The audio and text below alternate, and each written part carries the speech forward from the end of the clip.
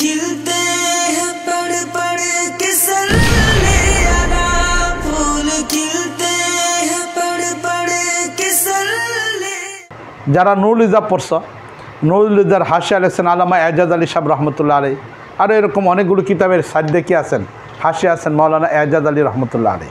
না ভুল বলছি, ইব্রাহিম বালিয়াবি রহমতুল্লাহ আলী। এজাজ আলী সাহেব না, ইব্রাহিম বালিয়াবি রহমতুল্লাহ আলী।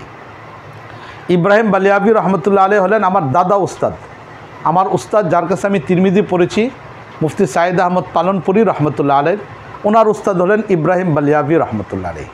বুড়া হয়ে গেছেন, দারুল দেওবন্দের উস্তাদ। বুড়া হয়ে গেছেন, ডাক্তারের কাছে গেছেন। ডাক্তারের কাছে গিয়ে বলছেন যে ডাক্তার মশাই, আমাকে একটা ওষুধ দেন শরীরে শক্তি বাড়ার জন্য। তো ডাক্তার বলছে যে কি হয়েছে আপনার শরীরের? বলছে খুব বেশি পরিমাণ ঘুমে ধরে।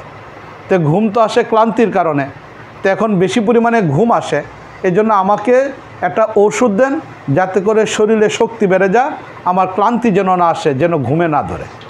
তো বলছেন দিনে কয় ঘন্টা ঘুমান? তা বলছে যে দিনে তো ঘুমায় না। বলছে যে দিনে ঘুমান না, রাতে কয় ঘন্টা ঘুমান? রাতেও তো ঘুমায় না নিয়মিত।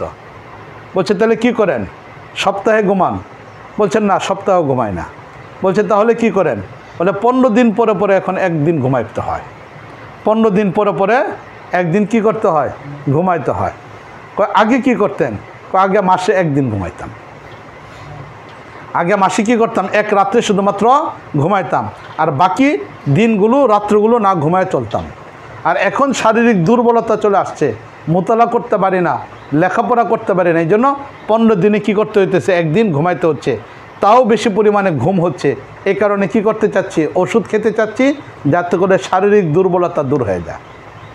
আর আমাদের অবস্থা চিন্তা করে দেখো, রাত তো ঘুমায়, দিনের বেলাও ঘুমায়, আবার যখন ঘন্টার ফাঁকে ফাঁকে সুযোগ পাওয়া যায় তখনও হয়তো শুয়ে পড়ি, নাহলে ট্যাপাইয়ের উপরে মাথা রেখে ঘুমানোর চেষ্টা করি।